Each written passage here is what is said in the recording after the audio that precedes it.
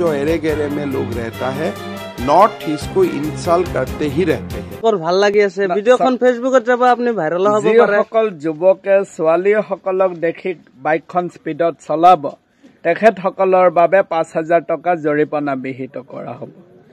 যিসকলে হেলমেট পৰিধান নকৰিব তেখেতসকলৰ বাবে মই অলৰেডি নিয়মখিনি কাঢ়া কৰি দিছো আৰু ষ্ট্ৰিক্ট কৰি দিয়া হৈছে যে যিসকলে 60 কিলোমিটাৰৰ কৰি ওপৰত চলাব মই লগালগ ফটো উঠাই মই নিজে ফাইন কটাই দিম না।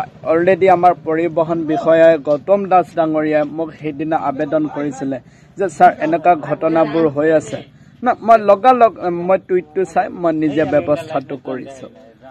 আৰু যিসকল ল'ৰা ছোৱালী এতিয়া পঢ়ি আছে তেখেতসকলক মই কওঁ যে মেট্ৰিক পাছ কৰাৰ পিছত আপোনালোকে বুলেট পাব আৰু যিসকলে ছেকেণ্ড ডিভিজন পাব তেখেতসকলক পইচা বা লেপটপ দিয়া হ'ব আৰু হাই ছেকেণ্ডাৰী যুৱতীসকলক স্কুটি দিয়াৰ ব্যৱস্থা মই কৰি আছোঁ।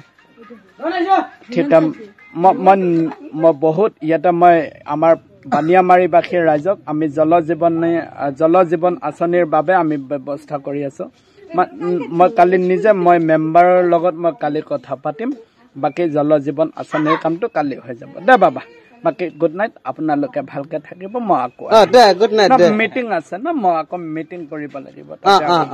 ৰাইজ ৰখি আছে এতিয়া লোকসভা নিৰ্বাচন আহি আছে না।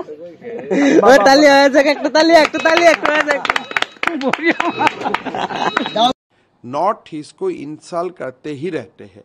और ये जो सैम पित्रोदा का आज जो बयान आया ये रेसिस्ट है, कंडेमेबल है और शोभा भी नहीं देते हैं। और मैं सैम पित्रोदा